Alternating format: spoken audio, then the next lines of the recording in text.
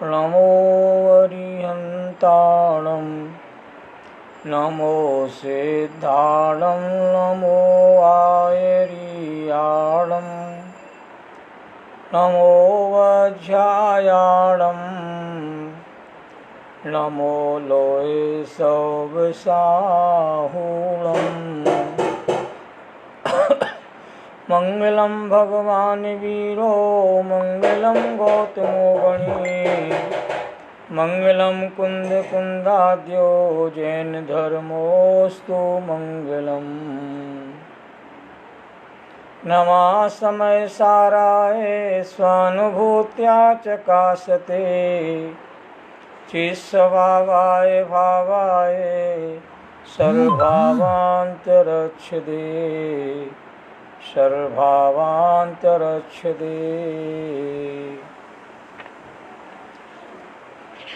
प्रातःकाल छेढ़ाला की कक्षा चल रही है और शाम को अभी जूम के ऊपर 47 शक्तियों की विशेष चर्चा चल रही थी।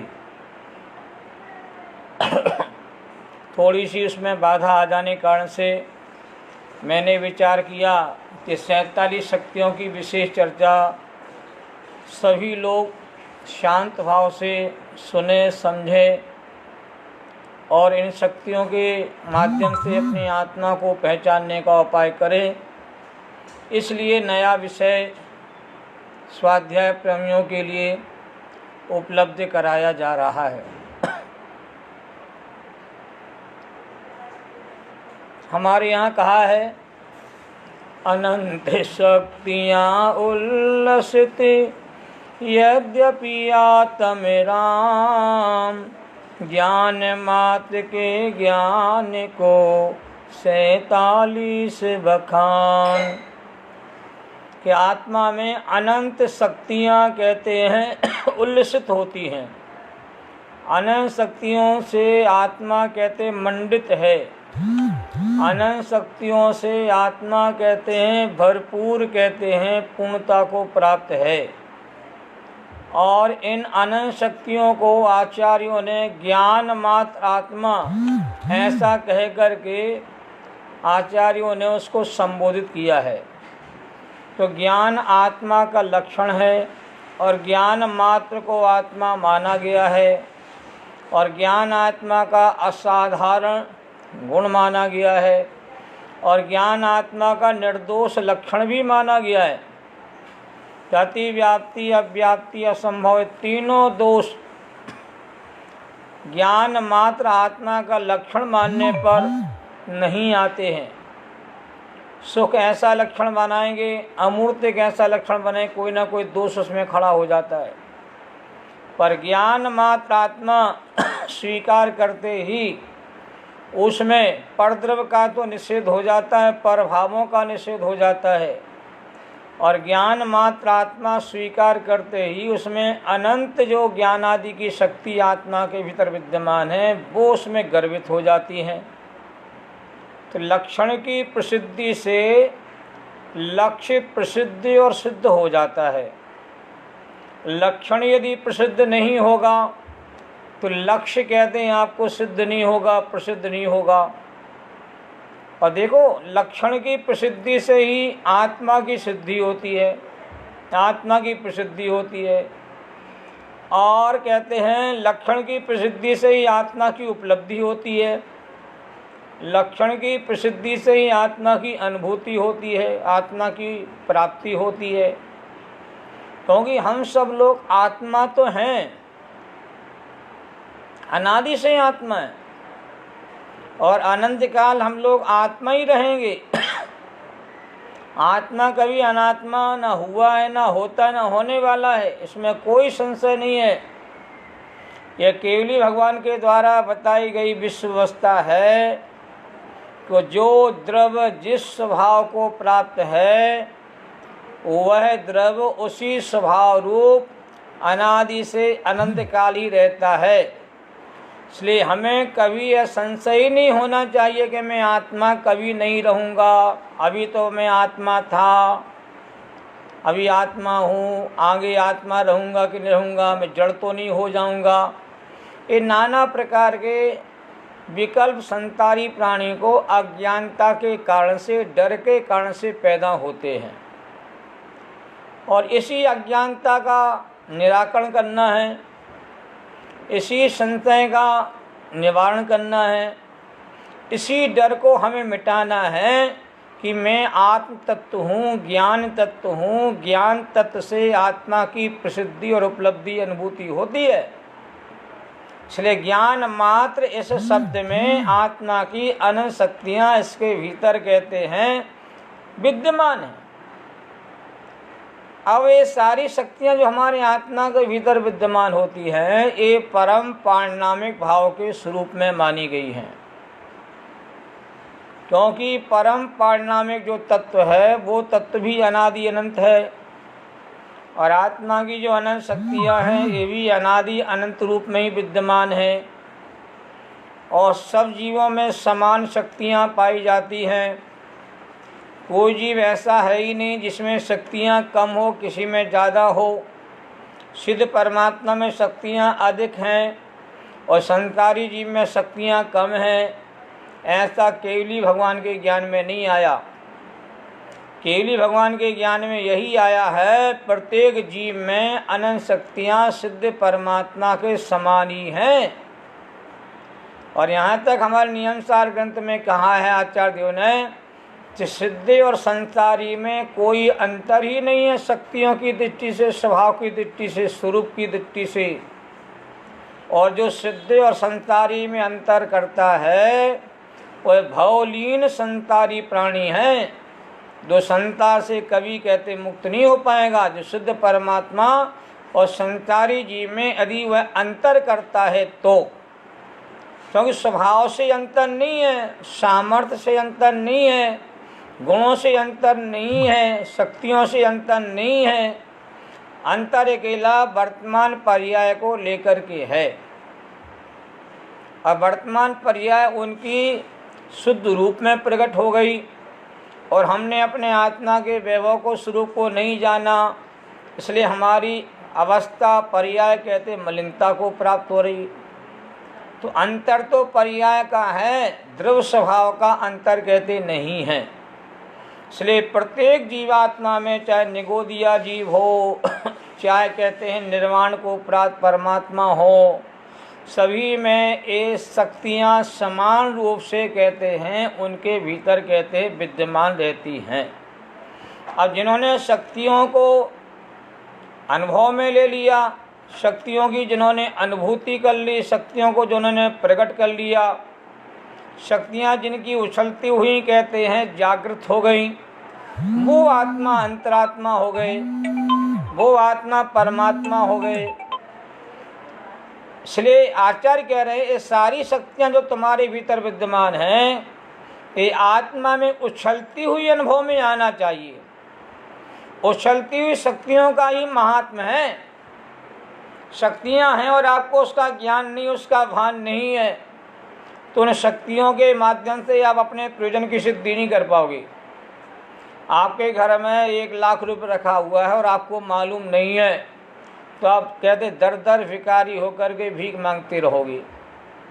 और आपको ये मालूम चल जाए कि मेरे घर में कहते लाख रुपये पड़े हुए हैं, मुझे किसी प्रकार की भीख मांगने की आवश्यकता नहीं है, तो मैं संपन्न व्यक्ति हूँ, ये आपको कहते अंदर में कहते विश्वास कायम हो गया। उसी प्रकार प्रत्येक जीवात्मा में अनंत शक्तियाँ विद्यमान हैं। जब तक ऐसा हमें विश्वास नहीं होगा, ऐसी हमें श्रद्धा नहीं होगी, ऐसी हमें प्रतीति नहीं होगी, तो जीव कहते भीख ही मांगता रहेगा। भगवान मुझे मकान का साधन बना दो, दुकान का साधन बना दो, बच्चों की पढ़ाई का साधन बना दो, मुझे ऐसा इंतजाम करने का कारण बन जावे। ये प्रार्थना भगवान के सामने विषय भोगों की ये जीव करते ही रहेगा, क्योंकि अपनी आत्मिक शक्तियों को वह जीव कहते भूला हुआ है। और ये संसार के जितने क्रियाकलाप हैं, ये सारे तुम्हारे कर्मोदय की अवस्था के तहत ही कहते सिद्ध होते हैं। भगवान के सामने भीख मांगने से, भगवान के सामने प्रार्थना करने से आपको मनचाहा मिल जाएगा, इस धोखे मत रहना। आपने जो पुण्य संचित किया होगा वही पुण्य कहते आपका कहते हैं कभी कभी तो उसी भाव में, उसी दिन भी, उसी महीने, उसी साल भी कहते फलित हो जाता है। और कभी संचित पुण्य कहते अगले भाव में आपका कहते फलीभूत हो जाता है। तो ये व्यवस्था अलग प्रकार की व्यवस्था है। उस व्यवस्था में हमें कभी भी दखल देने की कोई आवश्यकता नहीं है। प्रार्थना करने से भगवान मुझे माफ़ी देने वाले नहीं हैं और प्रार्थना करने से हमें सब कुछ मिलने वाला नहीं है। क्योंकि जो प्रार्थना के बल पर आपसे खुश हो जाता है उसको हम परमात्मा मानते ही नहीं। परमात्मा तो वही है जो राग और द्वेष से परे हो गया, वीतरागता को प्राप्त हो गए हैं, सर्वज्ञता को प्राप्त हो गए हैं। सारे जगत के सभी पदार्थों को जो एक साथ एक समय में जानते हैं और किसी से रंच मात्र प्रभावित नहीं होते हैं, उनको हमारे जैन दर्शन में परमात्मा कहा गया है। किसी से प्रभावित नहीं होना ये वीतरागता गुण है। और सबको निरपेक्ष भाव से जानते हैं, देखते हैं, ये उनका सर्वज्ञता नाम का गुण है। और ऐसे महान आत्मा का जब हम गुणानुवाद करते हैं, उनकी निस्वार्थ भक्ति करते, निष्काम भक्ति करते हैं, तो सहजी जीवन में कहते हैं पुण्य का संचय होता है। और पुण्य के संचय होने से जगत की जो व्यवस्थाएं होना चाहिए वो सारी व्यवस्थाएं कहते हैं आप चाहो या ना चाहो वो जीव को उपलब्ध होती रहती हैं। इसलिए बाहर की सारी व्यवस्थाओं से एक बार हम कहते हैं बिल्कुल अपने आप को हटा लेवे। और आत्मा की अंदर की व्यवस्था किस प्रकार की हमारे भीतर विद्यमान है, इस व्यवस्था को एक बार हम लोग अच्छे ढंग से समझने का प्रयास कर लें। और अंदर की व्यवस्था यदि आपको पता चल जाएगी, अंदर का वैभव पता चल जाएगा और अंदर की सामर्थ्य आपको पता चल जाएगी, तो पामरता आपकी छूट जाएगी, आपका रोना धोना समाप्त हो जाएगा, आपकी कहते निर्धनता खत्म हो जाएगी। और आप अपने आप को कहते हैं जैसा आपका स्वरूप है वैसा अनुभव करके अपने आप में कहते हैं परमेश्वर पने का अनुभव करोगे, सर्व सामर्थ्यवान का अनुभव करोगे, असली स्वाभिमान आपके भीतर जाग जाएगा। और ये ऐसा स्वाभिमान अनंत शक्तियों के स्वीकार करने पर आपके भीतर जागता है कि अहंकार को जन्म नहीं देता और दूसरों से बड़ा मैं बन गया हूँ ऐसा अहंकार पुष्टि करने का कारण नहीं बनता। क्योंकि मैंने समझा है अनंत शक्तियों के माध्यम से कि मैं अनंत शक्तियों का सामर्थ्य हूँ, तो लोक के जितने जीवात्मा हैं वो भी अनंत शक्ति के धनी हैं। जब सब बराबर शक्ति वाले हैं, सब बराबर हैसियत वाले हैं, सही बराबर सामर्थ्य वाले हैं, सही सामर्थ्य में सब लोग बराबर हैं, एक जैसे हैं, तो ये भाव आ जाता है, संभाव आ जाता है। तो वहाँ पर कहते ऊंच और नीच का भेद खत्म हो जाता है, बड़े छोटे का भेद खत्म हो जाता है।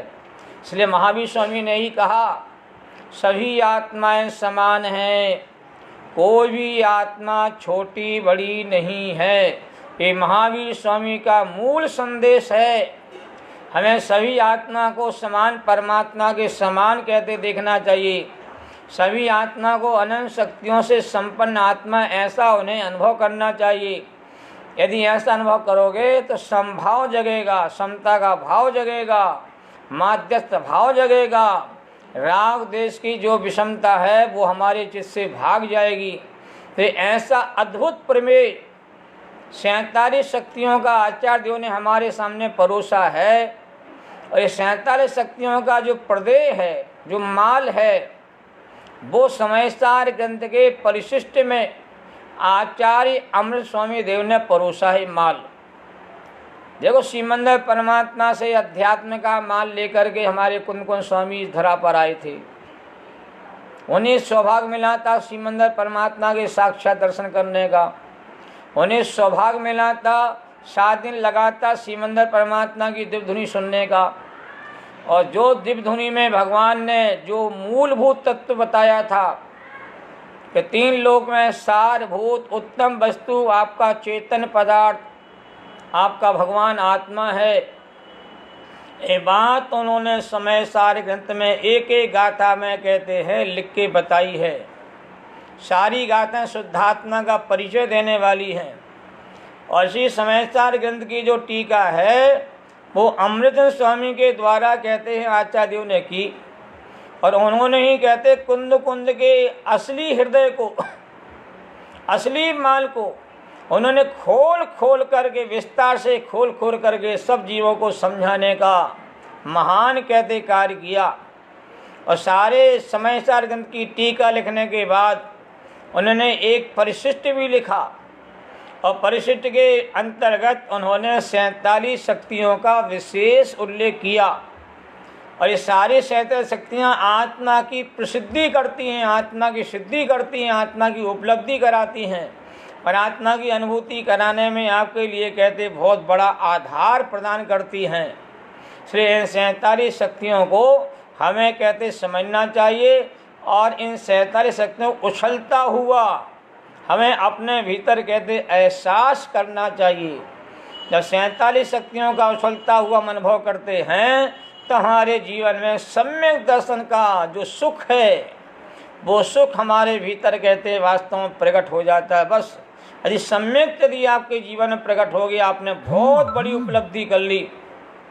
क्योंकि आचार्यों ने कहा भी एक समय की कमाई तू अनंत काल खाएगा। इस सम्यक दर्शन की कमाई यदि इस जीव ने इस भव में कर ली, उस कमाई का जो आनंद है वो सुख है, तो अनंत भवों तक कहते, अनंत काल तक कहते भोगता ही रहेगा। जहाँ जाएगा वो आपको सम्यक दर्शन की कमाई का आपको कहते लाभ प्रदान करता रहेगा। इसलिए 47 शक्तियाँ प्रत्येक जीव को अच्छी तरह समझने योग्य हैं। उन 47 शक्तियों में जो पहली शक्ति कही है आचार्य देव ने, उस शक्ति का नाम है जीवत्व नाम की शक्ति। कि प्रत्येक आत्मा में जीवत्व नाम की शक्ति विद्यमान है, और मैं जो जीवित हूँ, मैं जीवित था और मैं जीवित रहूँगा, वो मैं जीवत शक्ति के कारण से ही मैं जीवित था और जीवित हूँ और जीवित ही कहते रहूँगा। ये सारी शक्तियों का मूल शक्ति है। ऐसे जीवन शक्ति के आधार पर ही अन्य सारी शक्तियाँ सिद्ध होती चली जाती हैं, और उन सारी शक्तियों का रहस्य खुलता हुआ चला जाता है। यदि मेरा जीवत्वपन ही सिद्ध नहीं होगा तो बाकी सारी शक्तियों को मुझे समझने से लाभ क्या मिलेगा? मैं जीव ही नहीं रहूँगा, मेरे जीव की सत्ता ही सिद्ध नहीं होगी, मेरा जीवन ही सिद्ध नहीं होगा। मेरा जीवन चेतन वाला है कि ज्ञान दर्शन वाला है कि सुख वाला है कि वीर वाला है, ये सिद्ध कैसे कर पाओगे? तो आचार्य ने पहले नंबर की शक्ति के आधार पर कह दिया कि आत्म द्रव्य के हेतुभूत चेतन भाव को धारण करना लक्षण जिसका है उसका नाम ही जीवत शक्ति है। तो चेतना ही जीव का भाव प्राण है, और चेतना रूपी भाव प्राण कहते हैं प्रत्येक जीव में सदा काल से विद्यमान है। द्रव्य प्राणों का संबंध तो कहते छूटता रहता है, होता रहता है जब तक संसार अवस्था रहती है, और सिद्ध परमात्मा है उनके द्रव्य प्राण का कहते अभाव हो गया। और द्रव्य प्राण मूल में तो 4 प्रकार के होते हैं, इंद्रिय, बल, आयु और श्वासोच्छ्वास, और इनके विस्तार से 10 प्रकार के भेद संगी पंचेंद्रिय जीवों को कहते हैं उपलब्ध होते हैं। पर सिद्ध परमात्मा जब बनते हैं तो द्रव्य प्राणों का तो वियोग हो जाता है, द्रव्य प्राण का तो नाश हो जाता है, पर चेतना रूप जो भाव प्राण है सिद्ध परमात्मा में कहते कायम रहता है। तो चेतना रूप भाव प्राण है वही जीवत्व का असली मूलभूत कहते लक्षण है। श्री हमारे पंचाशती का ग्रंथ में कहा, जो जीता था, जीता है, जीता रहेगा, वही जीव है। मेरा जीवन सदा से जीवत शक्ति के बल पर ही चल रहा है। अब मेरा जीवन शरीर के आधार पर चल रहा है, ये जगत में भ्रांति है। मेरा जीवन आहार पानी से चल रहा है, ये भी जगत में बहुत बड़ी भ्रांति चलती है। मेरा जीवन ऑक्सीजन के ऊपर चल रहा है, ये भी जगत को बहुत बड़ी भ्रांति चल रही है। और मेरा जीवन आयु कर्म के अनुसार चल रहा है, ये भी कहते धर्मात्मा को भ्रांति होती है। ये सब कहते बहिरंग कारण हैं, ये वर्तमान पर्याय में रहने के कारण तो हो सकते हैं, पर जीवत्वपना यदि नहीं होगा चेतना भाव प्राण नहीं होगा तो आहार पानी ऑक्सीजन मेरे लिए किसी काम के नहीं रहेंगे। ये तो बहिरंग निमित्त हैं कि आहार है, पानी है, ऑक्सीजन है, औषधि हैं, दवाइयाँ हैं, इन पर मेरा पूरा जीवन भैया चल रहा है। मैं 20 साल से दवाई ले रहा हूँ और दवाई के बल पर भैया मैं जिंदा हूँ। दवाई ना मिले तो मैं जिंदा बिल्कुल नहीं रहूँगा। ये आपने अपनी लाचारी दिखा दी है, आपने अपनी कमजोरी दिखा दी है, क्योंकि दवाइयों पर जीवन मेरा निर्भर रहता है तो जीव मरेगा कैसे फिर बताओ। दवाई लेता रहेगा सदा अमर बना रहेगा इस पर्याय में। कहते नहीं, ये दवाइयाँ का लेना, आहार पान आदि का होना, ऑक्सीजन, ये बहिरंग हेतु है, बाहर के कारण हैं। और आयु कर्म आदि का होना ये भी अंतरंग निमित्त हेतु कहा गया है। पर उपादान कारण आपका मूल क्या है जिससे आप जीवित रहते हो, जिसके बिना आपका जीवन एक क्षण भी नहीं चल सकता है, वो कारण, असली कारण क्या है? तो भाई साहब वो असली जो कारण है जिसकी आचार्य देव ने चर्चा की है, हमारे कुंद कुंज जैसे महान आचार्यों के जो महान शिष्य हुए अमृतचंद स्वामी, उन्होंने एक समाधान दिया है कि जीवत शक्ति कहते प्रत्येक जीवात्मा में सदा से विद्यमान है और जीव शक्ति सदा काल जीव में कहते विद्यमान रहेगी। तुम डरो मत कि मैं मर जाऊंगा, खत्म हो जाऊंगा, मेरा जीवन समाप्त हो जाएगा, पता नहीं मैं कहाँ जाऊंगा, भटकूंगा, ये हुआ वो होगा। नाना प्रकार की आशंकाएं तुम्हारे चित्त में कहते निरंतर कहते हैं चलती रहती हैं, जैसे अब शांति का, निराकुलता का आप आनंद नहीं ले पाते हो। श्री जिनवाणी माता हमें बार बार कह रही, भाई साहब जरा सुनो जिनवाणी की बात शांति से, धैर्य के साथ। आप जीवत शक्ति के धारी हो, ये शक्ति तुम्हारे भीतर त्रिकाल रहती है, इसलिए मेरा जीवन तो सुरक्षित है। मैं मरने वाला ही नहीं, क्योंकि मेरा जन्म ही नहीं होता। जीव शक्ति तो जीव में सत्ता सिद्ध है, जो सत्ता सिद्ध सिद्धि होती है, शक्ति होती है, वो अनादि अनंत होती है। मुझे काय का डर, मुझे काय की कहते हैं दिक्कत है, काय की परेशानी है, क्यों डरूं, क्यों भयभीत हो जाऊं? अरे उन्होंने धमकी दे दी है, मैं तुम्हें छोड़ूंगा नहीं, मैं तुमसे बदला लूँगा, आज नहीं तो कल लूँगा, बच के रहना। और उसकी धमकी को सुन सुन कर के हम लोग इतने परेशान हो रहे, इतने दुखी हो रहे हैं कि हमारा खाना पीना कहते सब कहते हैं अस्त व्यस्त हो जाता है। यदि आपको जीवा शक्ति का भरोसा हो गया है कि मेरे जीवा शक्ति मेरे भीतर रहती है तो मैं जीवित था, जीवित हूँ, जीवित रहूँगा। कोई मुझे कहते हैं सताने वाला नहीं, कोई मुझे मारने वाला नहीं, कोई मुझे ख़त्म करने वाला नहीं। तो मेरा जीवन तो जीवा शक्ति पर टिका हुआ है। और पहली शक्ति है जीवा शक्ति, इसकी सिद्धि हो जाने के बाद पर दूसरी शक्ति जन्म हो जाएगी। दूसरी शक्ति बता देंगे आचार्य। पहले विश्वास में तो लाओ कि मैं जीवित हूँ, तो जीव शक्ति के कारण से मेरा जीवन जीव शक्ति से ही चल रहा है। ऐसा जीव को अपने भीतर निरंतर कहते हैं एहसास करना चाहिए, ऐसा विश्वास। देखो विश्वास और आपका श्रद्धान पक्का हो गया तो हर प्रकार के भयों से कहते आप मुक्त हो जाओगे। और भय से मुक्त हो जाना, निर्भयता को प्राप्त हो जाना, ये जीवन जीने का, सुखी जीवन जीने का मूल आधार है। इसलिए जीवन शक्ति को अपने भीतर कहते अनुभव में लीजिए। देखो प्रातः काल उठ करके हमें इन शक्तियों का पाठ करना चाहिए। हम भक्तांबर का पाठ तो करते हैं, महावीर अष्टक का पाठ भी पढ़ते हैं भैया, तत्वा सूत्र के सूत्र भी कहते हम पढ़ते हैं। तो इसी प्रकार हमें 47 शक्तियों का पाठ भी करना चाहिए। 47 शक्तियों का हमें निरंतर चिंतन मनन भी करना चाहिए और अपने भीतर इन शक्तियों का कहते अपने भीतर कहते अनुभव भी कहते करना चाहिए। तो कैसा अनुभव करो? प्रातः काल उठ करके जीवत शक्ति स्वरूपोहम, मैं जीव शक्ति स्वरूप वाला कहते हैं जीवात्मा हूँ। ऐसा अनुभव करोगे तो अनंत आपके भीतर सामर्थ्य का भाव जगेगा। और दीनता, हीनता, पामरता आपसे बिल्कुल दूर चली जाएगी, क्योंकि आपने अपने शुद्ध स्वरूप का स्मरण किया है।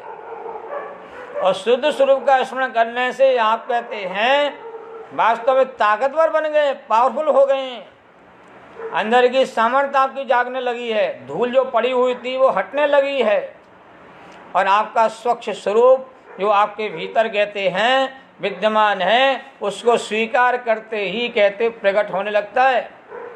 कितनी अंधेरा घर में हो भाई साहब, यदि आप स्विच ऑन कर दोगे तो आपके भीतर प्रकाश आ जाएगा। अब देखिए, करंट तो आपके वायर में फैला हुआ ही था, पर अंधेरे में रह रहे थे, इसलिए आपको कुछ भी देखने में नहीं आ रहा था। आपने थोड़ी बुद्धि का प्रयोग किया, आप स्विच के पास पहुँचे और आपने क्या किया, धीरे से स्विच को ऑन कर दिया। और स्विच के ऑन करते ही क्या हुआ भाई, जो कहते करंट कहते बाहर में बह रहा था उस करंट को आपने यूज कर लिया, वह करंट आपके काम में आ गया, अंधेरा चला गया, प्रकाश कहते हैं आपके सामने प्रकट हो गया। ऐसे ही आप शरीर तो ये बाहर का काम करता है, जो अंदर में करंट है वो आपकी चेतन आत्मा है, और चेतन आत्मा में अनंत शक्तियों का करंट कहते बहता रहता है। और आपने कहते स्विच ऑन किया तो प्रकाश हो गया, तो आपने अनंत शक्तियों का धारी में चेतन भगवान आत्मा हूँ, ऐसा तुमने स्विच ऑन किया, ऐसा तुमने अपने भीतर अनुभव किया, ऐसा तुमने अपने भीतर वेदन किया। ऐसा वेदन अनुभव करते ही आपके भीतर ज्ञान का प्रकाश कहते फैल गया, अज्ञान अंधेरा चला गया, मोह भाग गया, और समदृष्टि शांत दृष्टि तुम्हारे भीतर प्रकट हो जाती है।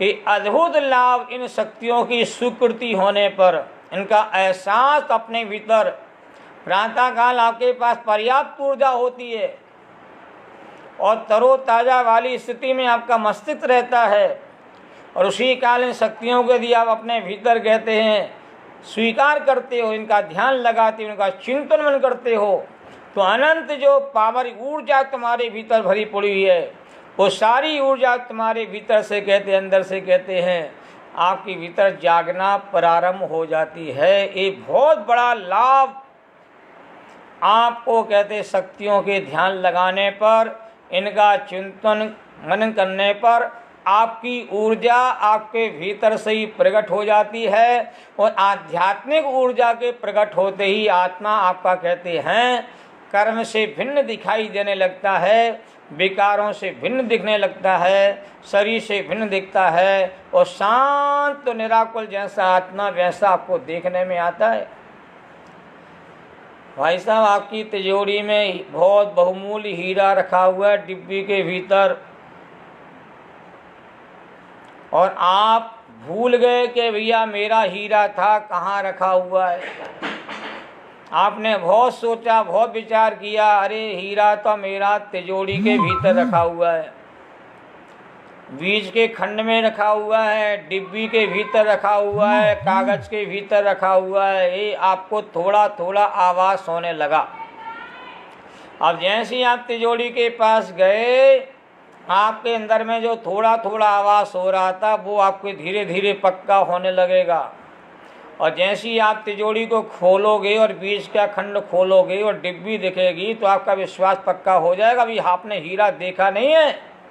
और धीरे धीरे कहते चिंतन मनन के माध्यम से आपका विश्वास अंदर में मजबूत होता चला जा रहा है, और वह जैसे डिब्बी आपने खोल के देखी और कागज को अलग करके देखा और आपको हीरा दिखा, उसकी चमक दिखी, तो आपका आनंद कहते हैं 1000 गुना आपके भीतर कहते बढ़ जाएगा।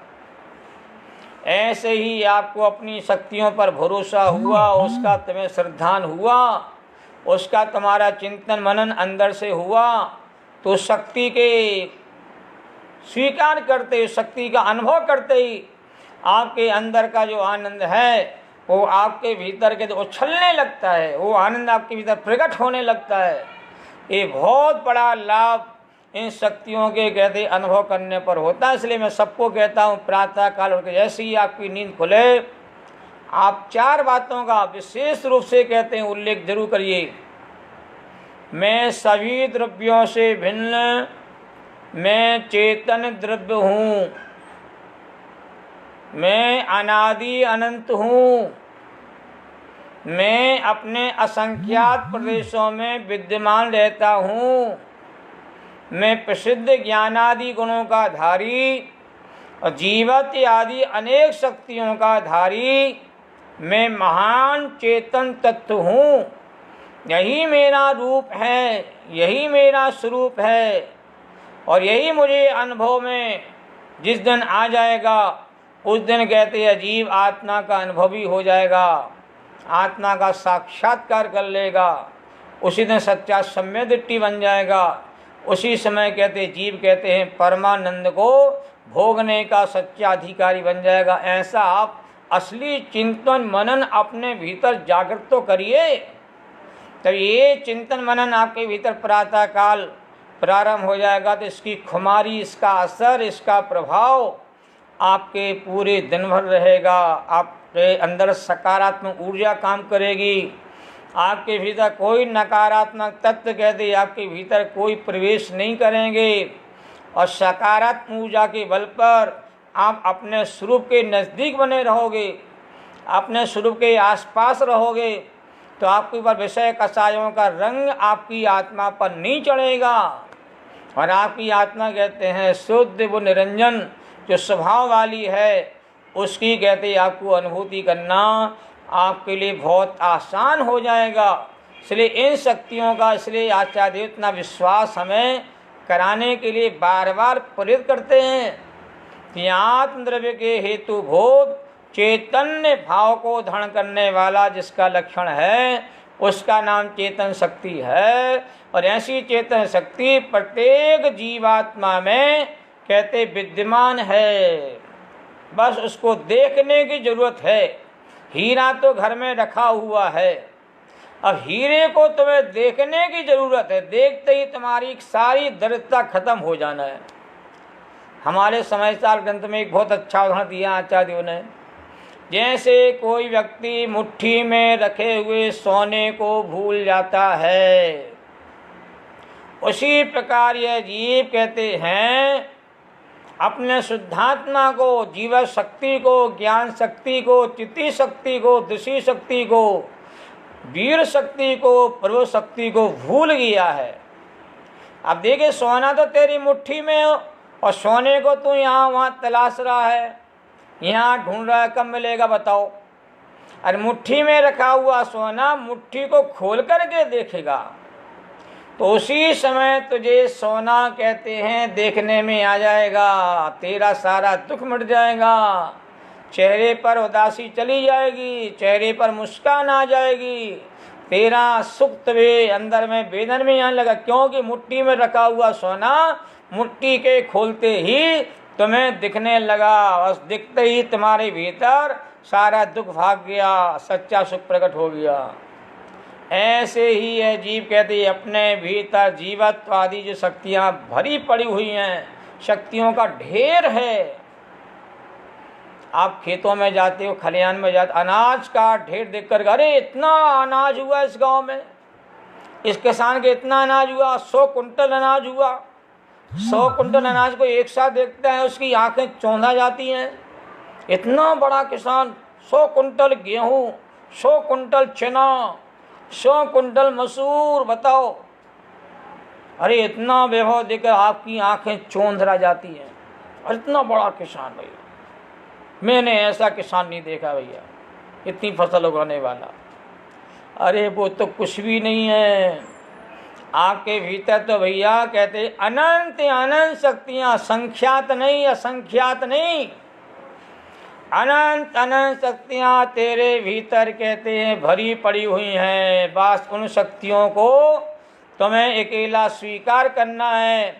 वो शक्तियाँ मेरे भीतर अनंत हैं, विश्वास में कैसे लाओगे?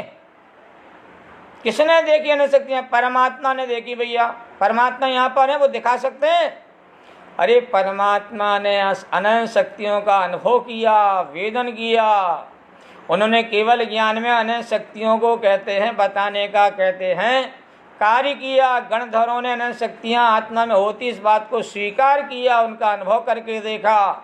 आचार्यों ने उन्हीं शक्तियों को कहते ग्रंथों में बताने की कोशिश की और सैंपल के रूप में तुम्हारे सामने ये 47 शक्तियाँ कहते आपके सामने कहते प्रकट कर दी। बताओ कि आप सैंपल देख लो। कि माल का सैंपल देख लिया जाता है तो सारा माल उठा लिया जाता है। बस सैंपल आपका बढ़िया होना चाहिए। सैंपल घटिया होगा तो आपका सारा माल रिजेक्ट हो जाएगा। चीन ने सारा कहते हैं अपना माल यहाँ भेजा टेस्टिंग करने के लिए और कहते टेस्टिंग किया और सारा माल कहते हैं टेस्ट वाला कहते हैं बेकार निकल गया। सारा माल भेजना पड़ा चीन को। जो सैंपल लाए थे वही खराब है तो भैया असली माल कैसे अच्छा हो सकता है। इसलिए जिनवाणी कहते आप सैंपल देखो, आप पहले अनंत शक्तियों का सैंपल देखो। आप अब अनंत शक्तियों का स्वरूप आप देखो, अनंत शक्तियों को आप पहचानने का प्रयास करो। अनंत शक्तियों के सैंपल को यदि देख लोगे, शक्तियाँ तुम्हें कहते आकर्षित करेंगी, ये शक्तियाँ तुम्हें आनंद देने में कारण बनेगी। तो आप विश्वास कर लेना भाई, क्या अनंत शक्तियाँ हमारे भीतर हैं। क्योंकि आचार्यों 47 शक्तियाँ जो बता दी हैं वो एक एक शक्ति मुझे कहते हैं दीनता हीनता से उबार देती है, पामरता से निकाल देती है और अनंत दुखों को दूर कर देती है और मेरे भीतर निराकुलता वाले अनाकुल लक्षण वाले सुख को कहते प्रकट कर देती है। तो ऐसी 47 शक्तियों का चिंतन मनन अपने भीतर जीव करता है तो आपका अंदर का सुख धीरे धीरे प्रकट होने लगता है। तो आपको यह विश्वास हो जाता है वास्तव में मेरे भीतर अनंत शक्तियाँ हैं। क्योंकि अनंत शक्तियों का जो हमने मूल है वो 47 शक्तियों के माध्यम से कहते हैं जान लिया है, पहचान लिया है, भरोसा मुझे हो गया है। ये व्यापारी बढ़िया मुझे माल दे रहा है और देता रहेगा। जब व्यापारी पर पक्का भरोसा हो जाता है फिर बार बार सैंपल उससे नहीं लिया जाता है, पर जवान पर ही सौदे चालू हो जाते हैं। भाई साहब आप माल भेज दो, इतना माल भेज दो, बस सैंपल की कोई जरूरत नहीं है, आप मुझे मालूम है आप अच्छा बढ़िया माल बनाते हो। तो व्यापारियों को अच्छे व्यापार में जैसे पक्का भरोसा हो जाता है, ऐसी जिनवाणी पर भरोसा तो करिए एक बार। ये 47 शक्तियाँ जो आचार्यों ने पड़ोसी हमारे सामने उनको बताया है, समझाया है, उन 47 शक्तियों पर जब तुम्हारा विश्वास पक्का हो जाएगा तो आपको अपने भीतर अनंत शक्तियों का एहसास भी आपको अपने भीतर जग जाएगा भाई। इसलिए पहली शक्ति पर भरोसा पक्का कर लो तो दूसरी शक्ति भरोसा अपने आप हो जाएगा। जब दूसरी पर भरोसा आपका पक्का हो जाएगा तो तीसरी चौथी शक्ति पर भरोसा और पक्का हो जाएगा। और तीसरी चौथी शक्ति भरोसा आपको हो गया है तो पांचवी शक्ति अनाकुलता लक्षण को बताने वाली सुख नाम की शक्ति है, जो असली सुख तुम्हारे भीतर में वेदन में आएगा, अनुभव में आएगा। सारी शक्तियों का विश्वास तुम्हारे भीतर अंदर में प्रकट हो जाएगा। इसलिए आचार्यों ने पहली शक्ति जो जीवा शक्ति है उसको स्वीकार करने की बात की है कि मैं जीवित हूँ, जीवित था और जीवित रहूँगा।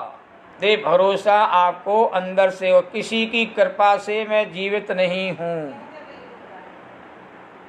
मेरा जन्म माता पिता के द्वारा नहीं हुआ। भरी दुनिया तो एक है, मेरे माता पिता हैं, इन्होंने मुझे जन्म दिया, कोई आगे बढ़ता नहीं, परमात्मा ने मुझे जन्म दिया है। चिन्हवाणी माँ कहती है ना माता पिता से तेरी उत्पत्ति हुई है ना किसी परमात्मा से तेरी उत्पत्ति हुई है, तू सदा कहते हैं जीवित था, जीवित है, जीवित रहेगा। क्योंकि जैन दर्शन ही एक ऐसा महान दर्शन है भाई जो आत्मा की उत्पत्ति नहीं मानता और आत्मा का विनाश नहीं मानता। आत्मा को अजर अमर अविनाशी के रूप में यह स्वीकार करता है, शाश्वत सत्ता के रूप में स्वीकार करता है। तो फिर माता पिता का अनादर करें? अरे व्यवहार व्यवस्था है, जब बाहर आओगे तो माता पिता के प्रति तुम्हारे मन में सच्चा प्रेम जगेगा, निस्वार्थ प्रेम जगेगा, वात्सल भाव जगेगा। इस पर्याय में आने के निमित्त मेरे माता पिता हैं, उनकी भी वैयावृत्ति मुझे कहते करना चाहिए, उनका अनादर तिरस्कार नहीं करना चाहिए। इस सच्चा वात्सल भाव सम्यक दृष्टि ज्ञानी को ही होता है, क्योंकि सब जीवों को वह परमात्मा का रूप देखता है। जब सबको परमात्मा के रूप में देखोगे तो किसी के प्रति तुम्हारे मन में अनादर का भाव, निरादर का भाव, उपेक्षा का भाव नहीं आएगा। सब जी तुम्हें परमात्मा के समान देखेंगे, माता पिता ही परमात्मा के समान देखेंगे, भाई बंधु भी परमात्मा के समान देखेंगे, समाज के लोग परमात्मा के रूप में देखेंगे। भाई साहब, जब सारा जगत परमात्मा के रूप में देखेगा, जीव शक्ति वाला दिखेगा, तो तुम्हारे मन में सबके प्रति निश्चल प्रेम होगा, सच्चा वात्सल भाव होगा। उनके प्रति तुम्हारे मन में कभी भी कलुषता का भाव, विद्रोह का भाव, मलिनता का भाव, विकार का भाव उन जीवों को देख करके आपके भीतर नहीं आएगा। ऐसी महान जीव शक्ति है जिसके बल पर मैं जिंदा था, जिंदा हूँ, जिंदा रहूँगा। ये जिंदापने का एहसास कराने वाली शक्ति है। मुझे इतना बहुमान आ रहा है कि इसके गीत में गाता रहूं। मैं जिंदा हूँ, जिंदा रहूँगा। जिंदा था किसके कारण से जिंदा हूँ भैया, तो बता दो। शासन की व्यवस्था के कारण से, परिवार की व्यवस्था के कारण से, किसके कारण से मैं जिंदा हूँ? तो भाई साहब, मैं जिंदा हूँ अपनी जीव शक्ति के कारण से। अन्य भी जिंदा हैं तो अपनी जीव शक्ति के कारण से। जो भी जिंदा जगत में है वो अपनी जीव शक्ति के कारण से है। और प्रत्येक जीव की जीव शक्ति जो है वो सबकी अलग अलग है। मेरी जो शक्ति मेरे भीतर रहेगी और आपकी जीव शक्ति कहते आपके भीतर रहेगी, क्योंकि कोई अपनी शक्तियों को बदल नहीं सकता, चेंज नहीं कर सकता, उनका ट्रांसफ़र नहीं कर सकता, अदला बदली नहीं कर सकता, क्योंकि आवश्यकता नहीं। जो जीव शक्ति आपके भीतर है वही उनके पास है, वो स्वभाव उसका और आपका स्वभाव एक जैसा ही है। इसलिए जैन दर्शन क्या कहता है, सभी आत्माएं एक नहीं है, एक जैसी हैं। सभी आत्मा में जीवा शक्ति एक जैसे एक स्वभाव वाली है। इसलिए किसी को किसी के प्रति आकर्षित होने नहीं, किसी को किसी से प्रभावित होने नहीं, किसी को बड़ा छोटे रूप में अनुभव करने की बातें नहीं आ सकती, क्योंकि सभी जीवों की जो जीवा शक्ति है वो एक समान है, एक जैसी है। इसलिए ना हीनता का भाव लाओ, ना अहंकार का भाव लाओ, समभाव लाओ। समभाव जैन दर्शन का मूल मंत्र है, समभाव। क्षमता भाव ही धर्म का मूल है, साम भाव ही धर्म का मूल है। साक्षी भाव लाओ, ज्ञाता दृष्टा का भाव लाओ, क्योंकि आपके भीतर ज्ञान शक्ति भी है, दृष्टि शक्ति भी है। ये आपके भीतर ज्ञाता दृष्टा स्वभाव को व्यक्त करती है। इसलिए ना कमजोर अपने को अनुभव करिए, ना इतना बड़ा ताकतवर कि सारी दुनिया पर मेरा शासन चलेगा, ऐसी मिथ्या ताकत का भी अहंकार मत करिए, क्योंकि सभी जीवात्माएं जीव शक्ति के धनी हैं और सभी में जीवत नाम की शक्ति बराबर है, एक जैसी है, न कम है न ज़्यादा है। तो सबको एक समान देखिए और एक समान देखने पर आप समभाव को, शांत भाव को, सहज भाव को प्राप्त हो जाते हैं। फिर जितने लोग यहाँ पर आए हैं सबको एक सा ही भोजन कराया जाएगा, सबको कुर्सी टेबल बैठा कर भोजन कराया जाएगा, किसी से कोई भेदभाव नहीं किया जाएगा। ये सबको आश्वासन मिल जाता है। पर किसी के मन में जल्दी बैठूं, पहले बैठ जाऊं, बाद में बैठूं, इनको उठा दूं, मैं बैठ जाऊं, ये सारे विकल्प कहते आपके कहते समन हो जाते हैं, क्योंकि सबको एक जगह ही बैठाना है, एक सा भोजन कराना है, कोई भेदभाव होना नहीं है। तो पहले बैठूं, बाद में बैठूं, बीच में बैठूं, कोई अंतर पड़ने वाला नहीं है। जहाँ समानता का भेद होता है वहाँ विवाद नहीं होता, विसंवाद नहीं होता। इसलिए जीवा शक्ति भी सभी जीवों में समरूप में है, एक जैसी है, एक समान है। तो जीवा शक्ति के कारण से कोई छोटा बन जाता, कोई बड़ा बन जाता है, कोई आधा रहता, अधूरा हो जाता, ऐसा पिछली कणा नहीं होता। ये जीवा शक्ति के कारण से सब जीव एक जैसे ही दिखाई देते हैं। जब एक जैसे दिखते हैं तो संतोष होता है, आंतरिक संतोष, अंदर का संतोष। जो आपको कहते सुख पहुंचाता है, शांति पहुंचाता, सारे विकल्प हटा देता है। देखो सुबह से शाम तक है सारा जगत विकल्पों में ही कहते डूबा हुआ है, विकल्पों में उलझा पड़ा हुआ है, विकल्पों से मुक्त नहीं हो पाता है। एक विकल्प मिटता नहीं है, तत्काल दूसरा विकल्प खड़ा हो जाता है। विकल्पों की भरमार तुम्हारे चित्त में चलती रहती है, उधेड़ बुन कोई ना कोई हमारे चित्त में सवार रहती है।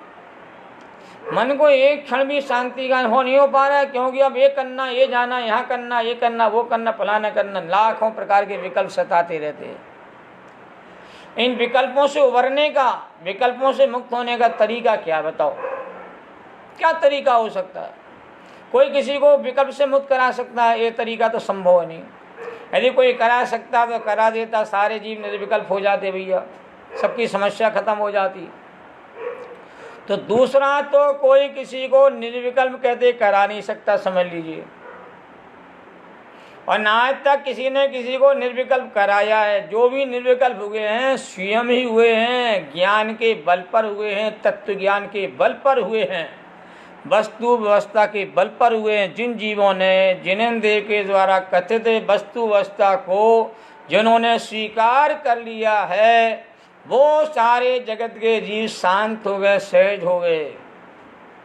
तोड़मल जी ने लिखा मोक्ष मार्ग प्रकाशक ग्रंथ में, बहुत गजब की बात लगी है कि अनादि निधन वस्तुएं भिन्न भिन्न अपनी अपनी मर्यादा सहज परिणमित होती हैं। कोई किसी को परिणमन कराता है नहीं। परिणमन कराने का जो भाव है मिथ्या भाव है। कि पदार्थों में जैसा परिणमन जिस समय जिस काल में जिस निमित्त से हो रहा है, उस परिणमन को देख करके जान करके उसमें राग द्वेष की बुद्धि ना करता हुआ, उसमें यदि वह समभाव शांत भाव रखता है तो वह जीव कहते हैं परम आनंद और परम सुख को कहते प्राप्त हो जाता है। ऐसी जगत की व्यवस्था अद्भुत है। सुखी होने के दो ही तरीके कहे, जैसा मैं चाहता हूं वैसा होने लगे तो मैं सुखी बन जाऊं, एक तरीका तो ये है। और दूसरा तरीका ये है कि जैसा हो रहा है जगत में वैसा मैं सहज भाव से स्वीकार करता रहूं तो मैं सुखी बन जाऊं। अब सारे जगत को निर्णय करना, दो में से कौन सा उपाय सही है, तीसरा कोई विकल्प नहीं है। दो में से चुनना भाई साहब। जैसा हो रहा है वैसा स्वीकार करें या जैसा मैं चाहता हूं वैसा होने लगे, बताइए। सब जगत की सारी समस्या आज ही मिटा देता हूं। दो में से क्या संभव है, बताइए। मैं जैसा चाहता हूं वैसा होने लगे, ये तीन काल में कभी संभव नहीं है। न कभी संभव हो सकता है कि इच्छा अनुसार कार्य नहीं होते हैं। इच्छा के हिसाब से काम होते, जगत की व्यवस्था एक दिन भी क्या, एक घंटे भी, एक समय भी कहते सुचारू रूप से चल नहीं सकती थी। तो दूसरा विकल्प क्या सुखी होने का, बताइए। एक ही विकल्प है कि जैसा हो रहा है उसको वैसा देखिए, जानिए और शांति धारण करिए। जगत की व्यवस्था में तुम्हें कुछ भी हस्तक्षेप नहीं करना है, आपको तो नियम को फॉलो करना है। लॉकडाउन का समय चल रहा है, आपको कुछ समय व्यवस्था संभाल नहीं करना, आपको तो फॉलो करना नियम का। अपने घर में रहना है, आपको बाहर नहीं निकलना है, दूसरों से दूरी बना के रहना, बस इतना काम आपको करना है।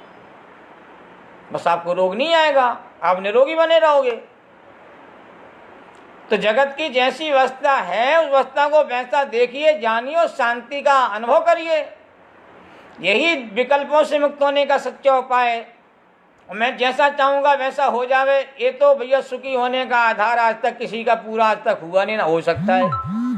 इसलिए हम ये समझें कि जो अनंत शक्तियाँ जीवात्मा में हैं वो सब में बराबर हैं। और पहली शक्ति है जीवा शक्ति। इस शक्ति को स्वीकार करने से सारी शक्तियाँ तुम्हें सहज भाव से स्वीकार हो जाएंगी। इसलिए आज आप सबको यही अनुभव करना है, मैं जीव शक्ति का धारी चेतन आत्मा हूँ। मैं जीवित था, जीवित हूँ, जीवित रहूँगा। मुझे किसी प्रकार का कोई डर नहीं, कोई भय नहीं, मृत्यु का कोई भय मुझे नहीं, मैं तो निडर हो गया, मैं तो बिल्कुल शांत हो गया, मैं तो भय से मुक्त हो गया। मुझे आज पता चल गया कि मैं जीव शक्ति से जीवित हूँ, जीवित था, जीवित रहूँगा। ये महामंत्र जो है हमें कहते हैं समय सार ग्रंथ में आचार्य कुंद कुंद के माध्यम से, अमृत स्वामी के माध्यम से हमको प्राप्त हुआ है। मैं जीव शक्ति स्वरूप हूँ। हम इस भावना को अपने भीतर जागृत करें। आज अपनी चर्चा यहीं तक, 5 मिनट ज़्यादा हो गए, फिर भी विषय थोड़ा खुल गया। कल हम लोग दूसरी शक्ति, तीसरी, चौथी, पांचवी, इन चारों शक्तियों का विशेष ज्ञान हम लोग कल विस्तार से करेंगे, क्योंकि फेसबुक पर ये चर्चा प्रारंभ की है। तो जो पहली बार फेसबुक जुड़े उन्हें थोड़ा सा शक्तियों का पहला बैकग्राउंड तैयार हो जावे, इसलिए चर्चा मैंने जीव शक्ति विशेष रूप से यहाँ पर की है। जिन्होंने सुना है लाभान्वित भी होंगे। और ये फेसबुक पर हमारा कहते हैं इकाई जो वीडियो बना रहेगा, जब चाहे आप देख सकते हो, सुन सकते हो, समझ सकते हो, दूसरों को भेज भी सकते हो। ये सारी व्यवस्था उपलब्ध रहती है। इसलिए फेसबुक के माध्यम से बहुत सारे लोग जुड़ जाते हैं। इसलिए ये व्यवस्था कहते हैं शाम का जो जूम की जगह हमने फेसबुक पर प्रारंभ की है, सब उसका लाभ लें। अब जिनवाणी की स्तुति सब लोग करेंगे। जावाणी के ज्ञान ते सूझे लोकालो, सोवाणी मस्तके नमो सदा देती हूँ ढोक, सदा देती हूँ ढोक। द्वादशांग जिनवाणी माता की जय। सभी लोग नमोकार मंत्र पढ़ लीजिए, जितना जितना समय आपके पास हो। 1 बार भी पढ़ सकते हो, 3 बार भी पढ़ सकते हो, 9 बार भी आप पढ़ सकते हो। सभी को सादर जय जिनेंद्र।